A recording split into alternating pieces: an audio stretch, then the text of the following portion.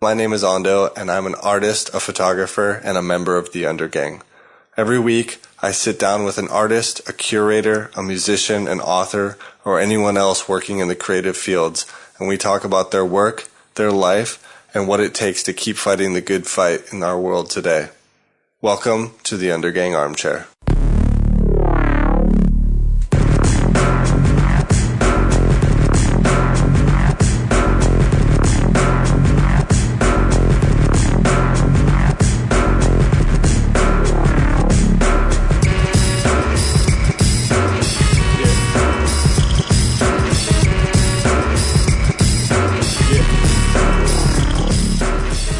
Hey, alright, welcome everybody to another episode of the Undergang Armchair Podcast.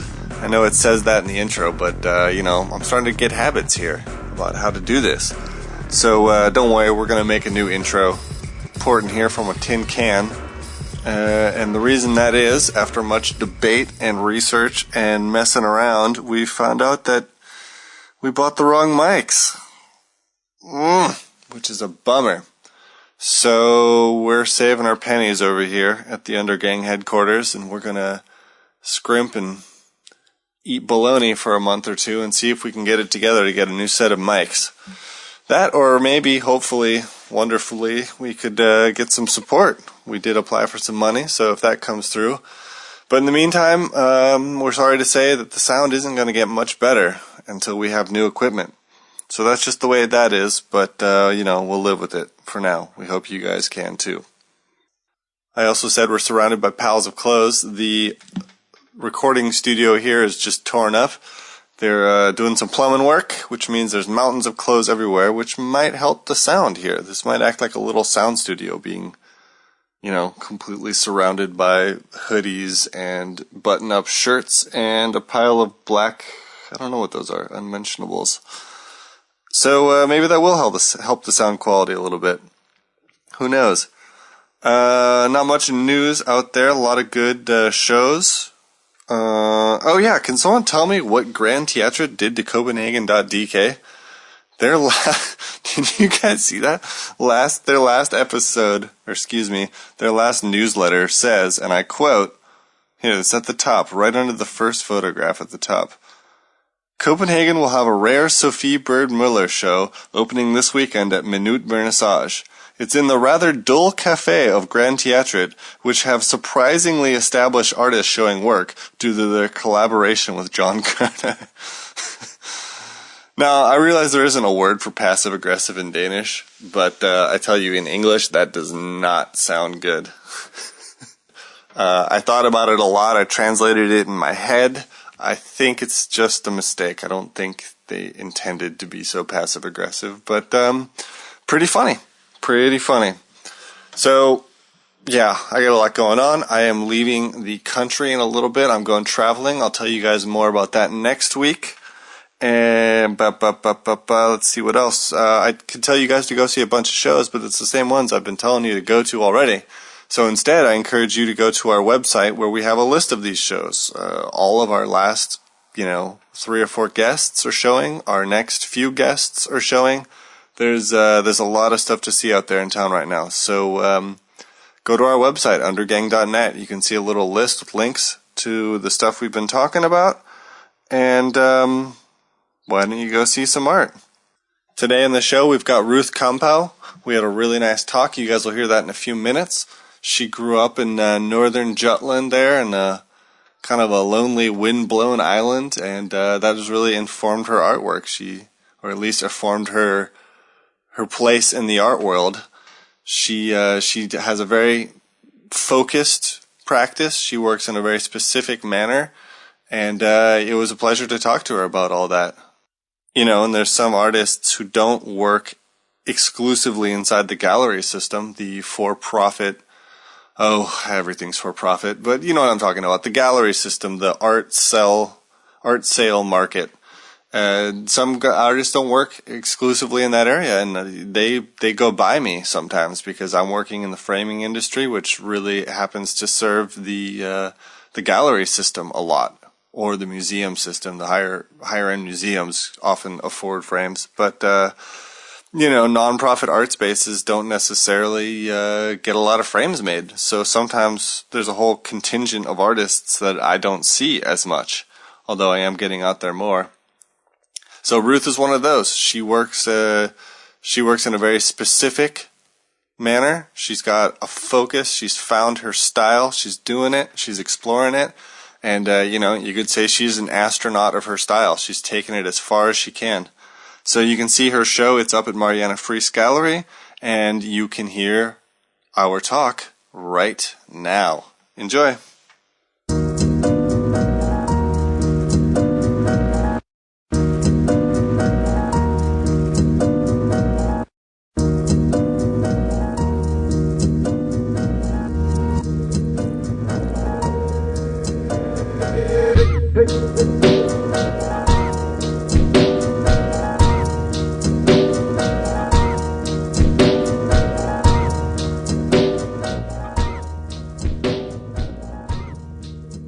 I actually thought you were a photographer at first, because the first things I saw were those photo prints. Oh, yeah. And then you said you were in New York at ICP? Yeah. Or is it ISCP? ISCP. Yeah. I thought it was ICP. International Studio and Curatorial Program. See, I thought it was ICP, the International Photography Center. I see. Is that what it's called? So I was like, oh shit, she was there, because remember you said that, and I was oh wow. Yeah. But it turns out it was something else. So what is ISCP? It's a residency? Yeah, it's a residency. It's called International Studio and Curatorial Program. Okay. And there's artists from all over the world coming to stay there for some months. And most of the artists are sent by their governments of their countries. So it's one of the ones that the state has a relationship with. Yes, exactly. So and you can apply through the Danish state. Yes, exactly. So I was sent out from the Danish state. How long were you there for? 4 months. How about New York, huh? Oh, that was wonderful. Did you like it? I really loved it. It's a crazy city. Yes, it is, but it's wonderful. Had you been there before? Yeah, I've been there before. I also been on a residency before, but this time it was the setup of the ISCP is so nice because because there's a program there. There's curators coming in, and there's all the other artists, and there's tours, and you get to know a bunch of people. So it's actually more active much than more active. Just having a room to make art in and then you go home again. Yeah, exactly. So did you get to meet some people? Oh yes, a lot of people. Got some really nice friends. That's nice. It sounds like fun. Yeah. It's in Manhattan? No, it's located in Williamsburg, East Williamsburg, in Brooklyn. Okay. Out there where it's quite rough. It's out by Metropolitan Avenue and Grand. It's one of those areas that's kind of in the middle right now. It's becoming more gentrified. Like Bushwick and stuff, There are some galleries out there, even in Bushwick is getting quite and restaurants are opening. Yeah. I feel like it's starting. I mean, because I haven't been to New York since 2003, and at that point, close inner Williamsburg was also kind of like, you didn't quite know, and it's just been pushing out. And like all my friends who I know who live in New York now live in Bushwick or out there because it's the only place you can afford to live. Absolutely, yeah. And even around Bedford Avenue, I mean. I was there last time in 2008, and it's changed a lot since that. I mean, there's so much more. It's much more hip to live there, and there's so much more cafes and restaurants, and they're also running in with new skyscrapers, and it's becoming real expensive. Right, I think that's the only. So place they're moving further out to Bushwick area and. No. It's the same thing's happening in San Francisco too.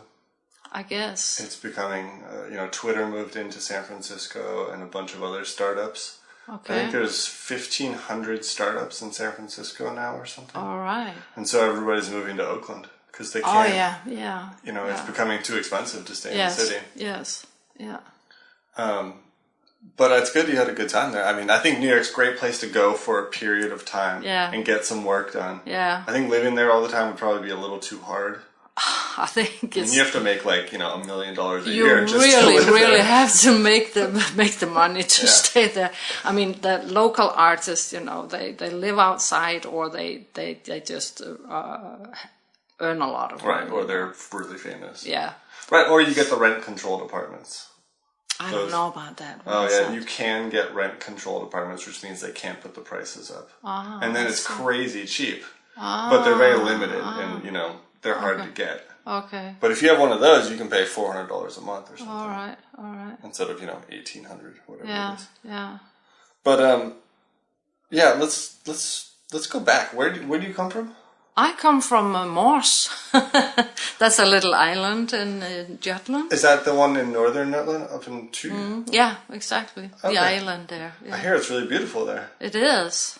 It's really beautiful. But it's small and it's provincial and Absolutely. Totally. You know, the trees are like this, standing like this because of the wind from the west. Sideways. Yeah. Okay. So right, a good place to visit, a good place to hang out. It's a wonderful place to grow up, I think. I'm really happy that I had that I grew up there, you know, because it's wonderful. The nature is really nice, and I grew up on a farm. My parents are farmers, and so we were located all the way down to the water, the Limfjorden. Yeah, got the sound there. Yeah, and so the meadows and woods, and you know, so it's pretty cool for a little child to grow up. Right, and like run that. around free and climb trees. And but there was no one to play with, you know. So I had to just find my own way through it, you know. Do you have brothers or sisters? Yeah, but they're a lot older than me, so I'm the last. So you were just out there playing in the water on your own. Yeah. Well, it's funny because a lot of people from Jutland are, you know, talk about how terrible it is to live in. To grow up. No, to grow up. Well, I mean, I think they're talking more about when they're teenagers. No, yeah. But when you get teenagers and you get, you know, as soon as you get old enough to move, you move away. You know? Yeah. That's just it, you know. I mean, I grew up kind of out in the country too, and I felt like it was great. Yeah. But there were kids. There was other kids. Ah, okay, yeah. So I guess that's kind of the difference. Yeah. And it was only an hour to San Francisco. Yeah. So that makes kind of a big difference. But I think, in one way, that the fact that I was born out there, sort of. It's in a way it's the same world as being in the art world, being in the creative world, because you're on your own, and you have to sort of explore everything, you know. There's nobody to play with, there's nobody to talk to, you just have to go out in nature and see what happens, you know, and everything changes in nature, you know, like also everything changes when you do art. That's really interesting. I think it's, and also, like, you know, I used to do a lot of big installations, you know, and I think it's because that you know, being in nature is like, you find yourself very little, being very small in this big world, this big nature world, you know, where there's so much force. I mean, there's so much, like, you know, when it was windy up there, it was fucking windy, you know? Right. And when the flood came, or what you call the water came all the way up to the house, you know, and it's no kidding, you know. So there's a lot of force in nature, which I think is somehow familiar with making art. I feel that way. It makes a lot of sense. And God knows the art world will make you feel small. That's just it, you know. I mean, for me, a lot of my artworks is about being inside the artwork, being able to sort of sense it on your body and actually experience it with your body instead of looking at it. It's like sensing it, you know. Right, feeling it and interacting with it. So how did you get interested in art? Did you know from the beginning that you were interested in making things and in creating art? I mean, where did it start? I really don't know, but I remember when I was about maybe 12, 13 or something, just start of the puberty. I just wanted to be an artist, and I just knew it, but I didn't know what art was. I thought it was strange. Well, did you do a lot of drawing? Yeah, I did a lot of drawing and a lot of also paintings and. When you were that age? Yeah. Because I know everybody draws and then they stop at a certain point, you know. Yeah. You start becoming 14, 15 years old. Yeah. And you start playing soccer or, you know, you don't draw as much. Exactly. But you just kept going? Yeah. Yeah, I remember the sense was that that I wanted to be free. This sounds crazy, but I just wanted to create my own world, and I wanted to be free from authority, free from certain morals and certain ways of doing things. I wanted to sort of get out in the world and see things and explore things. And did you recognize already at that time that, you know, people had jobs in which they weren't free, in which they just had to go to work Monday to Friday? Yeah. I thought that was terrible. That's pretty early to realize that. And I don't know how conscious I was about it, but I remember that, the feeling of, because I was actually writing myself a letter, you know, I did some promises to myself, you know, that what I want to do when I grow up, you know. You still have that letter? I don't know. But you remember maybe somewhere. Yeah. Maybe somewhere. Did you recognize your parents? I mean, did you say, okay, these people aren't free, I want to be different than that? Oh, yes. Yeah. Not that they were not. They were farmers. They were free in their sense, you know. Right, they worked for themselves. Yes, but I realized in the fact that, you know, the morals that are in a smaller society, like up there, and especially this particular island is where Sandemose was grown up. Do you know who Sandemose is? No. He has this the 10 commandments, I guess. Like Moses? He, like he said, you shouldn't trust in yourself. Oh, is this Yentalone? Yentalone, yeah. Okay, yeah, you're not better than anybody else. Yeah, and don't think anybody likes you, right. And you shouldn't. You're not more important. Oh, exactly. Right. That's brutal. Yeah. Right, which kind of makes twisted sense in a way, but is also completely messed up.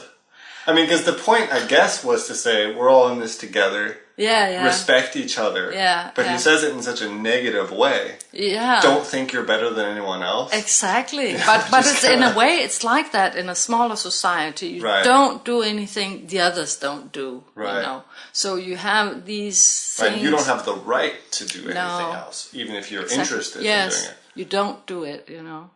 And I thought that was really, you know, didn't taste like very good. chains around your neck, you know.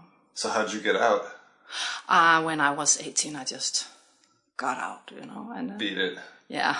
And I went to London. Okay.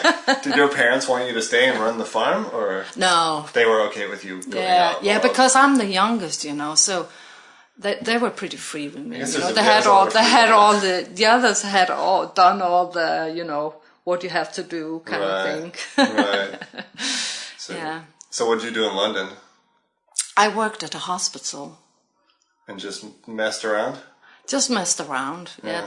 I just wanted to see the world. So I worked on a hospital like a private hospital, where there's a lot of funny actors and. Right, like Elizabeth Taylor, and you know, it was a just a big laugh. Wait, what? Elizabeth Taylor was? Yeah. Was she a patient? Because she was a patient. Yeah. And they could order drinks and stuff. And smoke cigarettes in their rooms. So we pretty much were waiters in a bar, but it was actually a hospital because they could have plastic surgery, and they could have all kinds of special operations done. And, right. So that's where the celebrities go when they are too stressed out. Yeah, when they have too much to do. They go relax at the hospital. Yeah, exactly. That sounds like fun. Yeah, exactly. But the funny thing was that I never really I never really been to an art museum, and I didn't really know much about art and stuff like that, and I was never. And already when I was 20, I met my first husband from California, and so I went to see him in San Francisco, and San Francisco Museum of Modern Art was the first art museum I ever visited. No, I was actually in London, but pretty much, before I even went to Copenhagen, I never seen Copenhagen before, I saw the museum in San Francisco first time. Well, you too. Or it's the first place I was interested in seeing a museum. Yeah, all right. Do you remember the show you saw the first time? Yeah, I remember there was Keenhouse. And Warhol and some American artists, and something called human rights or the name of the show. Yeah, something like that. And I remember that I was amazed, I was like, wow, what's going on here, Right. What the hell is this? What is this, And I was just fantastic. And especially the installations from Keenhouse, was, God, what's going on here? And I've never seen an installation before, or these set up with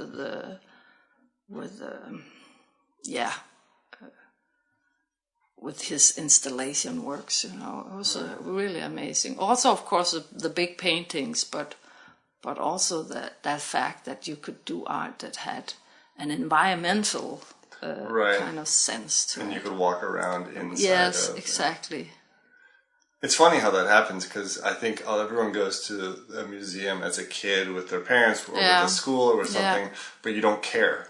And there's that one time where it goes boom, and you start actually integrating with what's going on and thinking about it and becoming interested, and then it's just like, the whole world gets bigger. It gets really big all of a sudden. So were you making anything? Phew, huh? Yeah, it's crazy. Yeah, it's like your mind is just flying, you know. And when you're 20, it's the best time. What the hell is this? Yeah, what is this?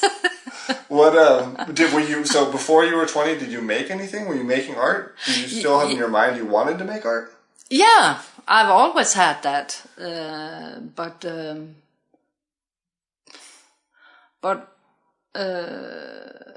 I mean, I wanted it, but there's a little way from wanting it and wishing it until sort of totally believing it that this can happen, that this is what I'm gonna do. I mean, I wasn't. Yeah, there's actually a long way. That's actually a long, long way. Yeah, there is. But that was always my wish, you know. And my biggest wish for life to be free and to create. Right. Yeah. So did you move to California then? Yeah, pretty much. I met my first husband, and we lived there some time, and we did a lot of traveling at that time. It's some years ago, so we traveled in Mexico and we also traveled in Europe and Africa, and so there was some years there that went checking out the world. Checking out the world, and see the different cultures. It's like that I really, really couldn't get enough of seeing the world. Yeah, it was really nice, and my meeting with America being 20 years old. This is a long time ago, and that just blew my mind. And coming directly from Morse to California, which is so open and so generous and so sunny and so people are so friendly, and open to you. I just got completely wow.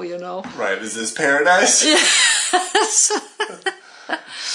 Yeah. So that was a very, very big change for me. Yeah. Very big change. Makes sense. Yeah.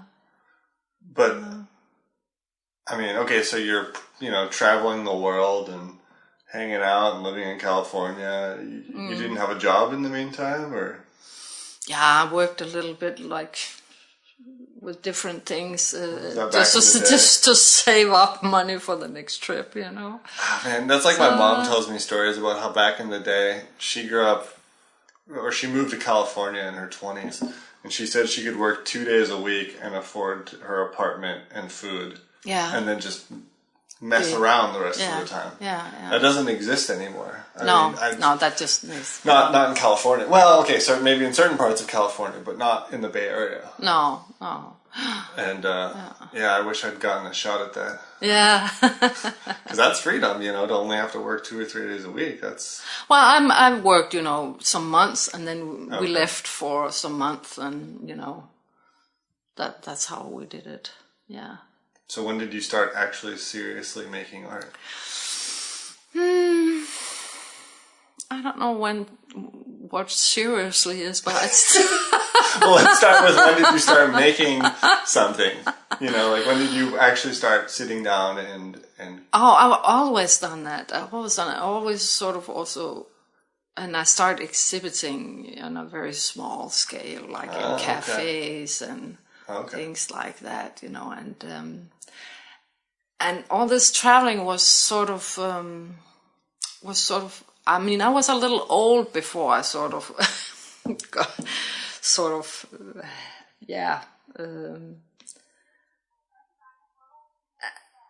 got serious about things, and then I thought it was too late to apply for the art schools, So I just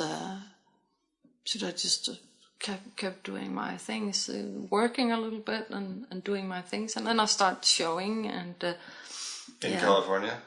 No, that was in Denmark. Okay, so we moved back to Denmark, yeah. Okay. And then it was pretty much here, yeah. Yeah, because I mean, I don't think. Can't you go to the school here until you're 35? Something like that. I guess they want. I know they want younger people. They prefer younger people. They want, But I mean, I went to art school, and there was a fair amount of mid to late 30-year-olds who had decided. But that was a matter of money too at the school. Yeah. Okay. If someone wanted to pay for it, they could go. Yeah. But you never went to art school? No, I never went to the academy. No. It's probably for the better. Maybe. Well, in some concerns, in others not. True, but it makes you actually kind of a rarity. 'Cause almost all the artists here are from the academy. They went to the academy, or they went to the Glasgow School of Art. Yeah. For some reason, they all go to Scotland. Yeah, that's true. That's true. I don't know what. So, there's also a few to London that goes to London. London, yeah. St. Martin's or something. Yeah. But so you came back to Denmark and you started thinking more about a career, making it a business. Yeah, exactly. Yeah. And then you just started working. And that was it. Yeah. How hard is it? Why not? Yeah. So you moved to Copenhagen, though, I assume. Yeah. Then finally, I moved to Copenhagen. I thought, oh no, I don't want to move to Copenhagen. I'd rather move to, I really wanted me and my husband to live in the States, but he wanted to live here, because he thought that was really nice. Oh man, it happens every time. My girlfriend's Italian and she wants to live in the States and I want to live in Europe, Oh yeah, okay. How come it's like that? I don't know. Because when you grow up somewhere, you see all the shit. Yeah. You see all the bad stuff. Exactly. And when you visit it, I mean, coming to San Francisco in your 20s, has to be the greatest thing in the world. Yeah, There's no better time. Exactly. You know, I lived in Chicago in my 20s. Yeah. And that was absolutely incredible. To me, Chicago can do no wrong. It's the perfect place. Yeah. You know, and so it's kind of the same for Denmark. Yeah, I I came think here so. Yeah. to find out how things would go, and things have gone great. And I think the political system works great here. Yeah. Danes don't think so, but I do. Yeah. You know, I think DSB, I think the train system is great. Oh, yeah. Yeah, sure. That's really good.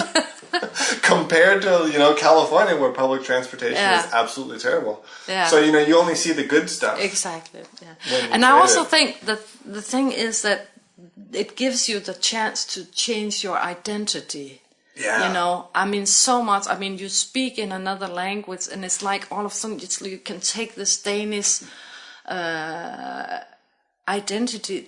It goes in the background somehow, you know, and Right. you sort of You can be anything you need want. this freedom that I thought the Americans were showing me, you know, the openness. You know. Right. I know there's a lot of other things with it, but at least the openness I really liked, you know. Well, I miss that. I think Yeah. it is true. Yeah, there is it definitely, is that definitely part true. of it. I just, you know, I wish people were nicer in the supermarket here. Yeah. Yes. And I don't want everyone to be my friend or to be fake to me, but just to say hi, how are you? Yeah. Or like, you know, How you some doing? sort of like human contact. Hey, Yeah. what's going on? You know. No That's way. Not so much of that here. No. But you know, that's yeah. Yeah. When you come from somewhere else, it's true. You get to be somebody else, and where you come from doesn't mean as much, like you say. And you know, and what is Moss to somebody in California? What is Denmark to someone in California? You know, Yeah. they're like, oh, crazy. What's that like? You know? People just say, "Oh, that's a nice idea." Yeah. Well, Denmark, the capital of Norway, right? Yeah. Oh, I have a girlfriend in Amsterdam, you know. Oh, okay. Right. Yeah. But you guys came back here. Much Yeah, we to came your back chagrin. here. Yeah, and well, then I just started doing my my paintings and sort of things developed and it took me some years to really find my identity in what I really wanted to do. Yeah. It took me a long time, many years, to sort of explore. First, I thought that I'm pretty much doing what I've seen other paintings are doing or something, you know. Right. And I thought I must find whatever is in myself to. Were you going out? Otherwise, it's no use, you know. Why should I do something that other people can do better, you know? That's smart. I mean, that's something a lot of people don't realize, or at least for a long time. Yeah. So I was really going through a lot of different phases and crisis. That's good for any art practice. me, and tough years, and then I finally sort of asked myself, okay, if I must. What is it really that I like to do when I am doing? Why is it I have to do art? You know, and I found that, you know, the fact of having something liquid and put that on a surface and make trace like that, and it was always a constant new thing for me. It was always a fresh thing to do. So I sort of moved myself down in experiencing how can I do this. And so this technique that I have with the brushstroke have been this long development for many years of how I can do this. So I was just going after this process, see how can I do this and how can I progress with it. And it was like finding that red thread in myself that really this method was like finding also a place where it never got to be dense or it was always what can I say? It was always a release or an inspiration at the same time. And it kept going. It was energetic for myself. It kept going. It was a flow. I felt I got into my own flow of how to make it, you know, and this thing that I have with the brushstroke is like you know, like I put the plate on the floor and then I take a very long brushstroke. And I try to do it as precisely as I can, but there will always be the little human touch in it, and that so the painting becomes like an execution almost. Becomes a physical act. A physical act, yeah. And that is a constant. Pleasure for me to do that, you know, to see how can I do that. It's like, I think it's like an actor going into the stage, you know, you can't really know what's going to happen here, you know, and you only have this one shot to do it because otherwise it dries, you know. So I have like 10 minutes to take to redo it, otherwise then it dries, you know. So it sticks on the plate there. It's a kind of a record. Yeah. Of a performance in a way. Yeah, it is. So it's kind of like it's like the image. It's like a content of a human movement that is my painting, you know. And do you it's see it never that way as a record of something. That it's yeah, you know, it's more about the movement than it is about the final result. Oh yeah. It's about the movement. It's about the brush stroke, and yeah, certainly. And I have different things. I can cut my brush, you know, in different ways, so I can control it, the strokes a little bit, and I can put media in the paint so it becomes more transparent or more dense.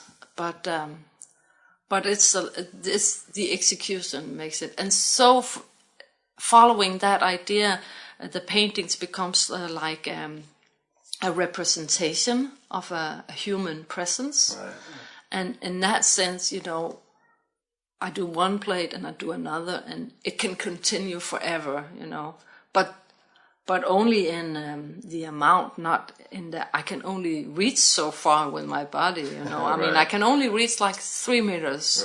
That's about enough in the height. When did you figure this out? When did you start making these type of works? That was in like in 97. And you've been making those ever since? Yeah, right. Yeah, because I noticed, I looked at your website, and it's always that style of work. The brushstroke, yeah. Do you feel like you're reaching a point, or do you think this is it? This is what you're doing forever? Do you think one day you're going to wake up and be like, that's it, I did it, it's over? That's not fun anymore.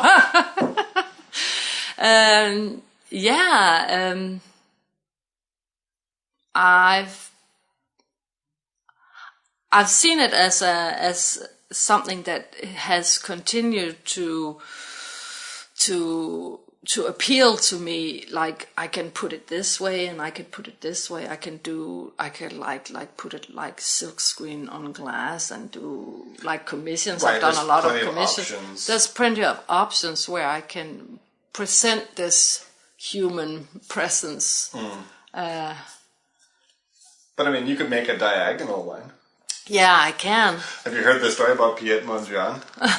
No, what's that? I don't know if this is true. This is something I heard in art school. But, you know, he made those paintings with the horizontal and vertical lines. Yeah. And the color fields and everything. Yeah. And he was chasing the perfect aesthetic experience. Yeah. And he did that for a while, and then apparently someone else painted a very similar thing, but with diagonal lines. And he just was like, fuck it, you guys blew it, it's over, and never painted it again. Okay.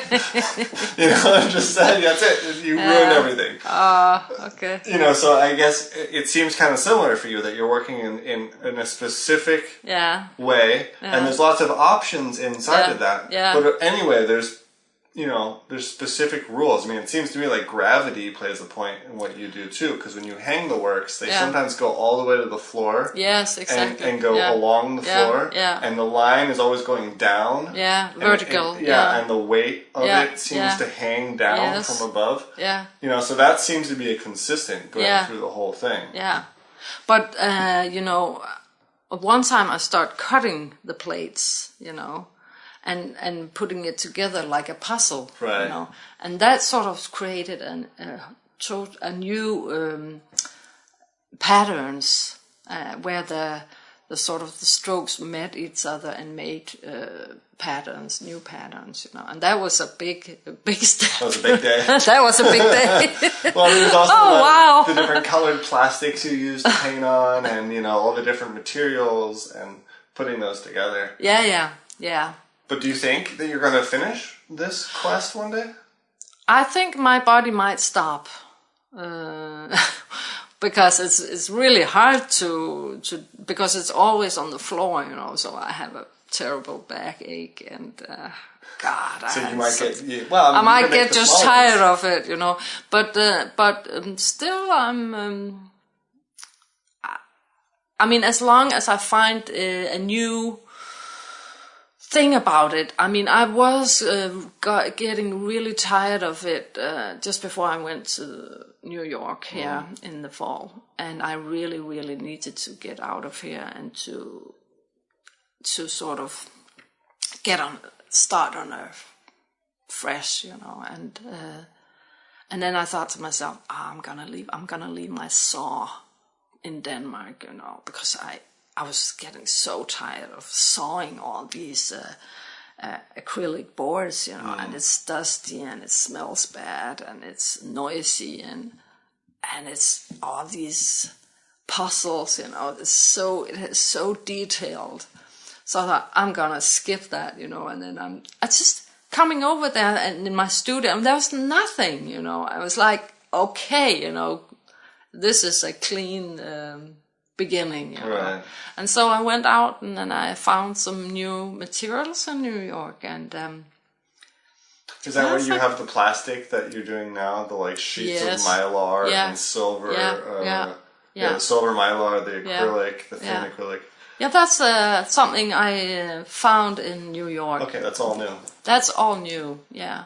And so that was really nice to sort of find that I could use an easier material where I don't have to use a saw. And it's not so heavy, and it's lighter. It's more easygoing. It's more curtains. Like, more curtains. Yeah, more like material. Yeah. And it can hang sort of. It's not like a board, you know? Right. It's not rigid. Yeah, it's not rigid, right? And so. So that was really nice, and that's what I'm going to show here on this new exhibition. Right, in a few days. Yeah, but that was really nice, and it was like I needed this just to get away from my own studio, get away from the materials, get away from the things that I've done earlier, and then just start on a new, not having anything that I had to do. It's like giving yourself freedom to just experiment. It's like moving to London when you're 20. Yes, exactly. Or 18. Well, I mean, God knows it's really inspiring and helpful just to change location. Yeah. Just to go somewhere else. Really, really, yeah. Was it when you came back? Were you still refreshed? Yeah, very much.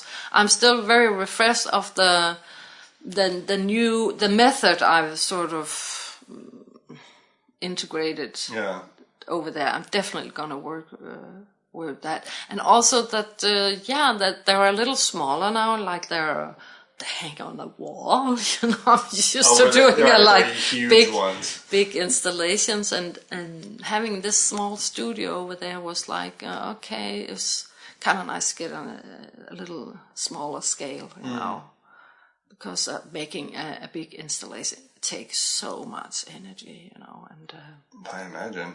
Yeah, I mean, I saw some of those huge curtains you did that hang down and then onto the floor and everything. Yeah. So, do you think now that you're done with this style of doing it and you're going to move on? You know, I understand that you work within the framework of what you've always worked in, but are you done with these materials and now you're going to find a new way to do it? Or what's next in terms of, you know... Oh, no, I'm not finished with Mylar at all. No, it's just time to keep going. That's just time to keep going. Another thing that I tried in New York was also printing on, like making prints, you know. And I thought that was really interesting too. I also like to do a little bit more of that. Like from a plate? Yeah. Okay. Like, you know, the prints, like I had some, it's like an image of a brushstroke, you know, but it's printed on like a silver pearl paper, you know. Right, that's that's a photograph, right? Yeah, that's a photograph. Okay. Yeah. Well, you know, there's a lot of ways to work with what you're working on. So that's also a new way of presenting it. Right. Yeah. Do you feel like having a show is sort of a ta-da moment, or is it more of just this is the process, here we are today, tomorrow we're just going to keep going?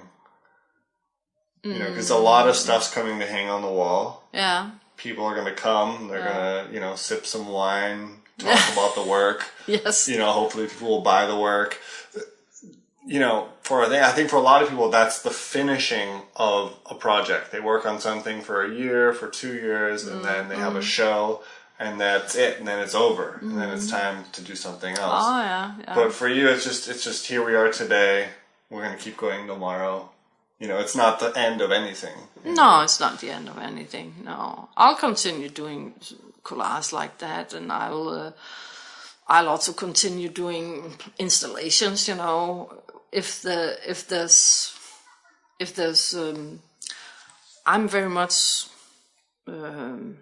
very sensitive to the situation of things. This is the commission. Then I'm thinking about how's the architecture, how's the people that's gonna use this space, and what are they doing, and so I'm pretty sensitive to the place and what's going on here. And Marianne Friis is a small gallery, and it'll be nice with smaller works for this space, you know. So I definitely decided not to do any installation at her space. It's funny you say smaller because some of those frames are quite big. Oh, yeah, okay. I guess compared to what was happening before. Okay, compared to big installations, they're small, you know. Right, that makes sense. But I was kind of interested also in the commission side of things. You said you did a lot of commissions. And that's a good way for an artist to have a job. Yeah. You know, to be hired to do some sort of installation, or public beautification, whatever you want to call it. Yeah. How do you get involved in that? How does that, you know, how do you start doing ones like that? Well, my first commission was because I've done a very big installation for Charlottenborg. That was in 2001. And some architects saw it, and because they were thinking that this could be translated into architecture somehow, you know, they invited me for a commission. So that's what happened the first time, and it was actually a very big commission on a house at the harbor in Copenhagen. A private house. No, it's like what do you call a housing complex, I guess. Oh, okay, like an apartment building. Apartment building, yeah. and then we collaborated about how that could be integrated in the building, completely, not like a thing I was hanging up in the entrance or something, but actually integrated. Yeah, totally. Right. Yeah. Well, it makes a lot of sense for your work. It does, because what happens in the commission is that, that in architecture, everything is made by machine, and it's very, very easy to see if all of a sudden a little hand-hold brushstroke comes into the building, because that's shaky, and it's like there's a little, what do you call, splash or something. Mm-hmm. And that makes a lot of difference in the architecture to all of a sudden have the human aspect in it. Right, and yet it's permanent. Yeah. In a lot of ways. Yeah, yeah. Like Nordlyset, which was the first one, that it's the balconies that have this handheld brushstroke on, like silk screen on glass. Mm-hmm. And they sort of live in it, so it's like part of their apartment is like made by hand, and I think that's a very important thing. So you don't feel like it's a compromise in order to do that kind of work. It's just as good as having a show in a gallery. Yes, absolutely. Yeah, but it's important to do both. For me, it's important to do both, and for me, it's also important that. There's other things about commissions that can be very problematic, but that's more the big machinery that's starting when it's buildings and entrepreneurs and money and that artist takes time and have a lot of samples made. Usually it's. Yeah, right, just fucking do it. Get it over with. Get it over with. I want it tomorrow, because they know, if I start, I want another sample and another sample and another sample. Yeah. That's just that, it's not like gallery owners are easier. No, they're just different in another way, They want a blue one. Yeah, so. But it seems like you've done a pretty good job of existing outside of the gallery world. Yeah. In a lot of ways. Yeah. Because it seems like still to this day, most artists want to get a show. Yeah. Get a good review for the show. Yeah. Sell some work. Maybe a museum buys a piece and work it that way. Yeah. And I think the truth is there's a lot of artists who don't work in that system. Yeah. Exactly. And that's probably the reason why I hadn't met you before, because I work in the framing business, and I meet people who need to get frames, which usually go on the walls of the gallery. Yeah. And then I keep meeting people, there's just a whole different side of it. Yeah. There's people who only show at non-profit spaces. Yeah. Like, it sounds like you did more of that with Charlottenborg. Yeah. But, it just seems like there's just these considerations as an artist. How are you going to make money? Yeah. How are you gonna? How is your works gonna get out there? Yeah. And I guess, it just seems to me like you're coming out of nowhere, but you've been here the whole time. Yeah. Yes, exactly. Yeah. So do you have any sense of what's better for you in terms of working? Because you say you need to have gallery shows too. Do you miss having gallery shows? Do you wish you had more, or are you perfectly happy working in the nonprofit art world, going to residencies, getting financial support from the state, getting commissions? The important thing for me is to work the way I'd like to work. So it doesn't matter where it comes from or how. Of course, I'd like a gallery that can represent me. I think that's a nice thing. But big installations is not. That's mostly what I've been doing and what I've been showing. So galleries they can't sell it. And you have to make these works to sort of get into that situation. Right. So. Though that just didn't happen to me, And instead I've done some commissions, and I've showed bigger installations, and I've showed at museums and stuff, people that, where it's okay to sort of not have the commercial stuff. Right.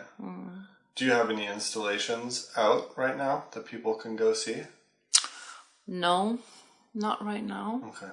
Not right now. They'll just have to come to your show. Yeah, that's just it. That's just it. Yeah. Well, I mean, it's exciting. Yeah. To hang your pictures on the wall, to have a show with your stuff together, and I mean, do you enjoy that, being public in that way, standing there on the evening of the opening and sure, shaking that's everybody's nice. hand and saying, "Yep, this is me. I made this." Yeah, sure. That's okay. That's what it's all about. Yeah. I mean, but that's part of it. It's been this time very exciting about this one because, I've never really tried to frame it, because my things have not liked to be framed, and so in one sense it's very provoking for me to frame it, but so I'm very, very excited to see how it looks. I haven't seen it yet. Well, I have. That's the difference between you and I. Well, I'll say this. As someone who's never seen any other of your works, aside from photographs, which I don't really think counts, Yeah. they look like they're supposed to be in a frame. Okay. They look really good because they hang, the frame becomes a box. It becomes a gallery of its own, right? Yeah, exactly. And so they look like an installation in a space. They in a fall, frame. they live, they have a three-dimensionality to them. All right. So it actually works really well. Good. So, I'm looking forward to see it. Yeah, and I think it's going to look really good when it gets on the wall. Good. Because I see everything laying on tables, laying down. That's just also it, you see it laying on the floor, and then all of a sudden it comes out there, and some nice lights on it, a glass of wine, a little music, everything's good. Shit. Yeah. So that's, I'm pretty excited about that. That's a new step for me. Well, Mariana Friis Gallery. Yeah. Go see it, people. Yeah. Thank you so much for talking to me. Sure. Thank you for the invitation. You're welcome.